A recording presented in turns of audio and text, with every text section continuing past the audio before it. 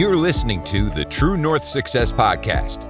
Real stories of personal, professional, and financial wins from Alberta's best. With your hosts, Gary Ma and Amy Kim. Hi, everyone. Welcome back to the show. Today, my special guest is Kelly Barrie.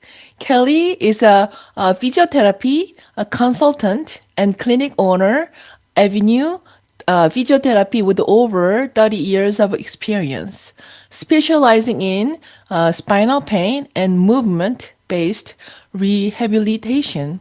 She helps clients achieve lasting recovery and optimal function. It's a real pleasure to have Kelly on the show today. Welcome, Kelly. Yeah, thank you, Amy. It's nice to be here.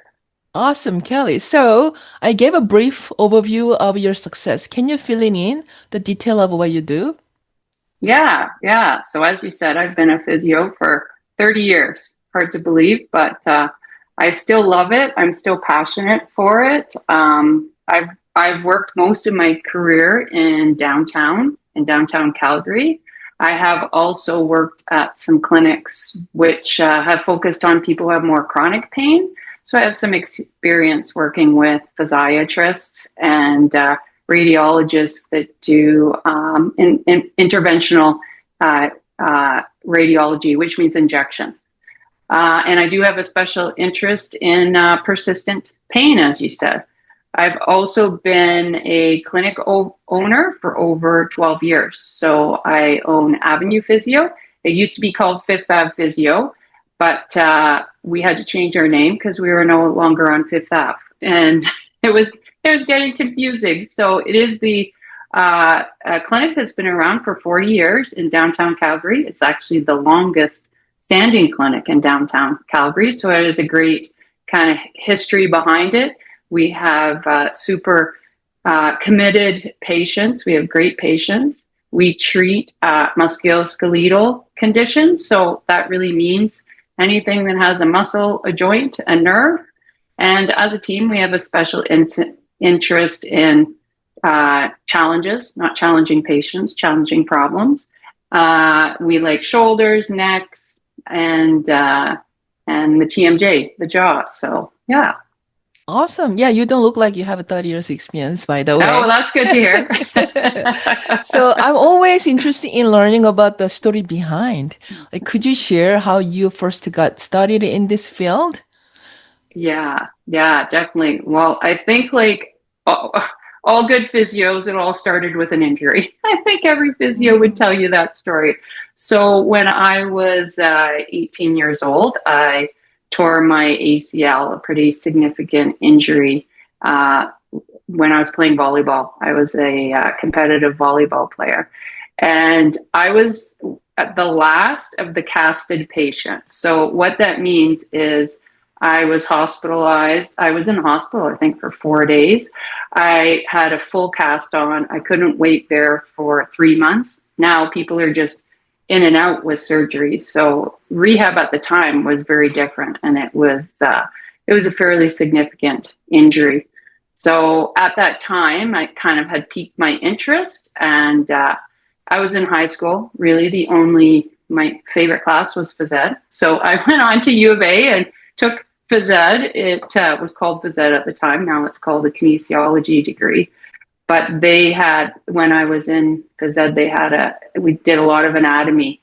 And then they had these bell ringer exams, which meant that you had to quickly say within the time what the muscle was, what the attachment was. And I was like anatomy and competition. I thought I'd like fallen in love. It was just so much fun. So that really I knew that was the area I wanted to go into. So after that, then I went on and took my physio degree at McMaster.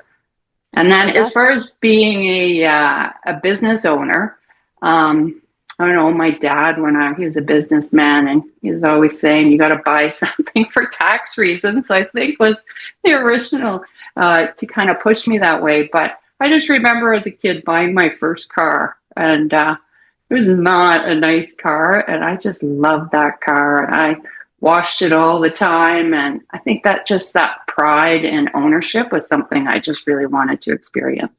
Wow, such a lovely story. I love that.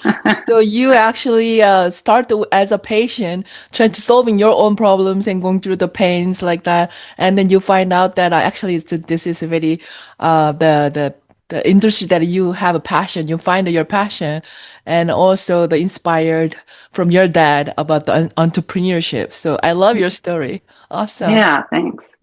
So with your experience of treating, the clinical spinal conditions and all other, the experience as well, what differentiate your approach to help a patient, achieve a long-term recovery?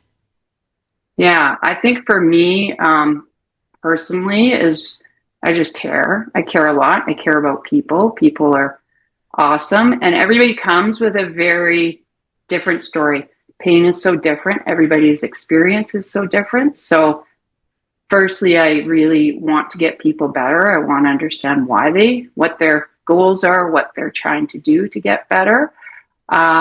I think the other thing too is I would say that I'm a really hard worker. There's lots of things to learn in physio, and really you're always learning. The human body is a pretty amazing thing.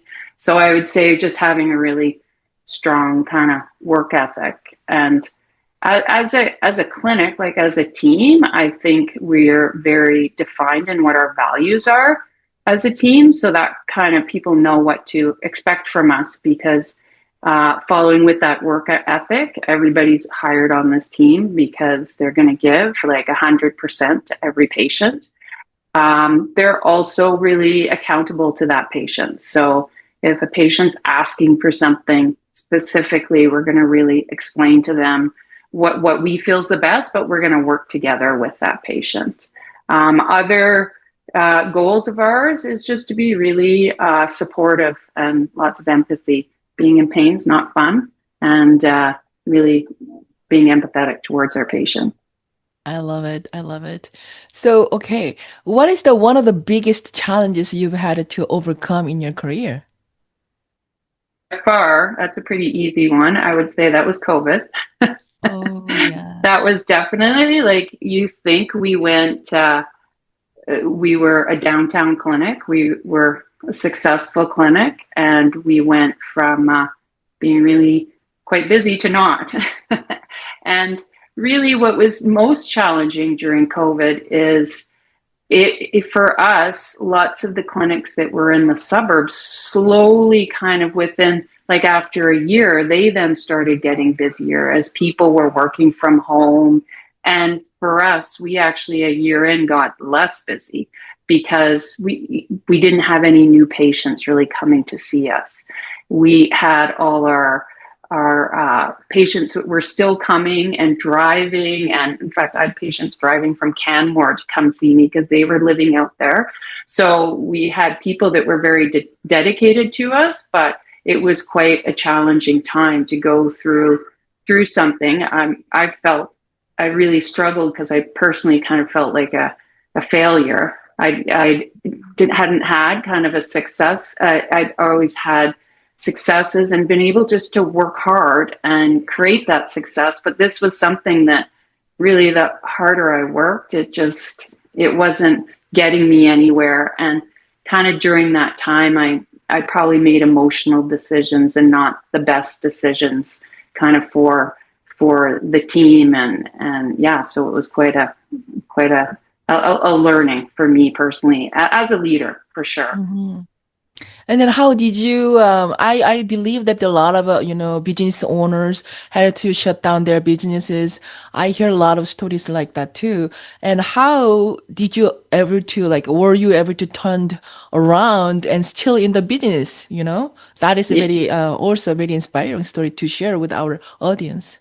Yeah, yeah, there certainly were days that I wanted to quit, but because of our very loyal patients, we just kind of continued on. During that very kind of like year and a half in, that I was like, wow, this is this is not what I signed up for. I think I just I started being kinder to myself. instead of blaming myself so much and kind of being negative. I'm like, that's not going to help. There was a Brené Brown quote that really got me through. That was, it's if you're not in the arena getting your ass kicked on occasion, I'm not interested or open to your feedback.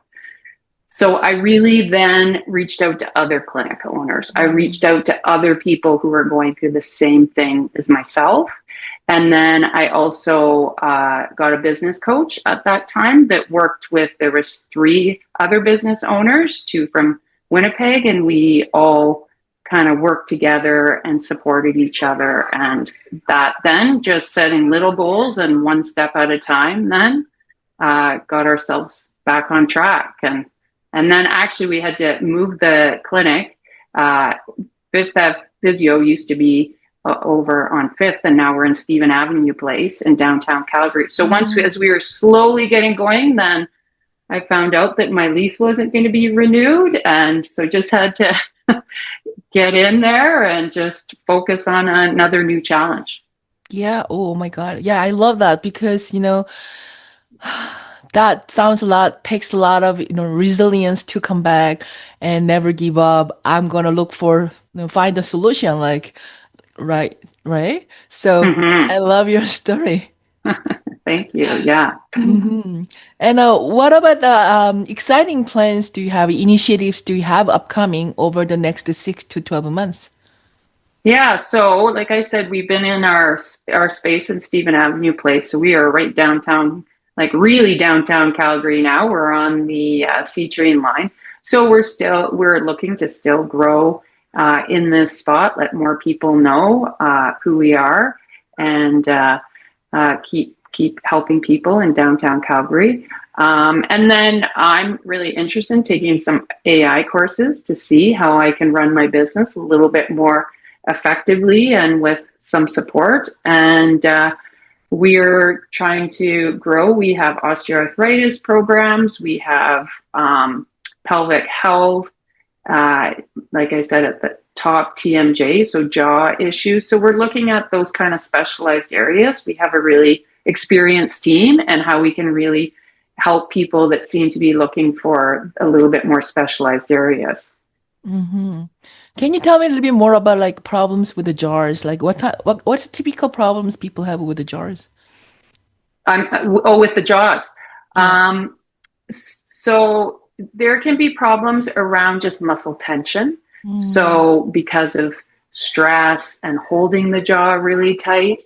Also, the jaw is very impacted on if we're sitting at our desk all day long and we're kind of leaning forward posture wise. That can affect how your jaw is sitting, how your tongue is sitting. You think we have this big ball sitting on top of like a skinny kind of neck. So your strength has a lot to do with it. So it's a very interesting structure that's also a very sensitive structure because of course our jaw is important, chewing is important. So anything that our brain considers an important feature to survive, our brain makes it even more sensitive. So it can become a bit of a persistent kind of pain problem. awesome. Because I heard a lot of pains about, spinal pain and the back pain and other shoulders like that, but I haven't like it wasn't very familiar with me, so that's why I thought maybe I should bring Yeah. up and then maybe share that information with others in case, somebody looking for help. So Mm-hmm. awesome. Mm-hmm. So it sounds like things are going really good and your business. So congratulations, Kelly. Thank you. Awesome. So, many business, we're gonna a little bit talk about the financial success here. So many business, medical professionals earning strong incomes right now, but it often requires a significant investment of time and energy. And looking ahead, like a common goal is to maintain the same level of income and a lifestyle while working less, and especially with the inflation at all-time high. So as a result, many people are exploring ways to generate income outside of their primary work, such as like, investing in stocks or cryptocurrency, precious metal or real estate. What are your thoughts about creating income outside of work? Yeah, well, it's interesting. I think probably most people don't realize that physios in private practice, we don't often have benefits. So we get our Oh. physio for free, but often the benefits aren't always the best. Like in other bigger companies, we're just a small business. And physios they get paid for what they do. So if a patient doesn't show up, they don't get paid. So we are very much, I think, in a kind of a hustle field. So I think it's great to, at the beginning, you hustle a lot, you can work more, which is great. I paid off my student loans that way. But there's also a big kind of burnout. So I think it's really important for physios to have good accountants, have good bookkeepers and that, and investment people.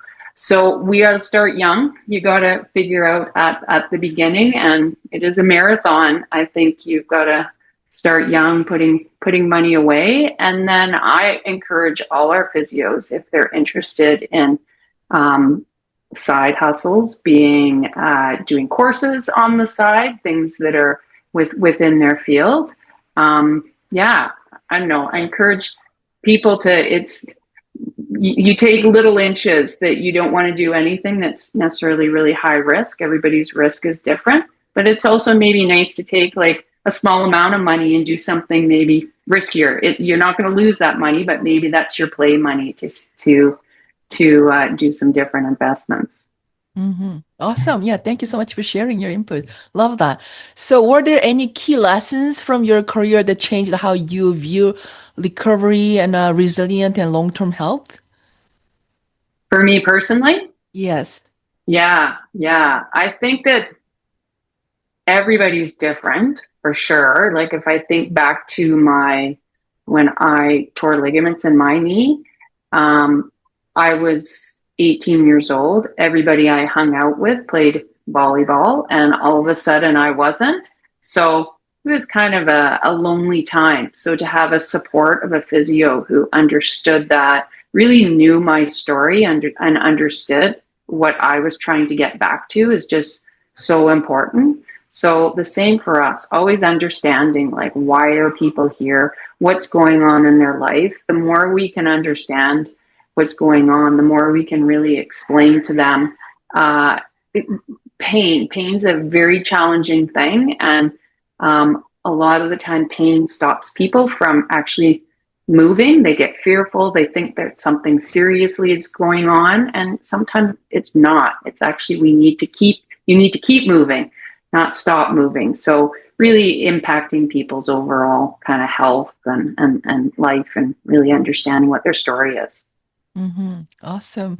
So, as I wrap it up, what advice you kind of give already advice, but is there any additional advice would you share with the individuals living with chronic pain and recurring, injuries who want to improve their mobility and quality of life, other than, we gotta keep moving even though it is painful and challenge? Yeah. So just like how I would say to anyone, probably in your life, having a good mentor, having a good coach, as a physio, our job is to help coach people. Also, really to give, like, we really stand on giving evidence-based practice. And unfortunately, there's a lot of things. Don't get your health advice from TikTok, is what I would say. So, but really making sure that you're getting some evidence-based treatment. And what we do know is going to a physio clinic and laying on heat and with a machine later on with a chronic problem doesn't do anything. You have to put in the hard work, and the hard work might be making some real lifestyle changes. It could be around your sleep. It could be around us encouraging you to go see a psychologist. It's walking and moving. And so there's just so many pieces to it, and it's hard work, but certainly you can get there with the right support. Yeah, that totally makes sense. because we have to approach it from the holistic point of view, not just the word Hmm. way. And they're very important to have that quality of life, to keep up with that quality of life. Awesome. Thank you so much, Kelly, for your time today and sharing some of your great insights and inspiring stories with us. So it was a great pleasure to have you on the show today, Kelly. If people would like to connect with you, how they can get a hold of you? Yeah, they could email me directly, just at my name, Kelly, Kelly, Barrie, Barrie, at avenuephysio.ca, or they could call the clinic Avenue Physio in downtown Calgary.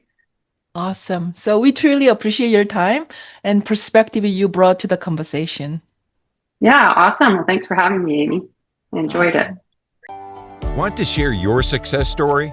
Apply to be a guest at truenorthsuccessshow.com/guest. We'd love to hear from you.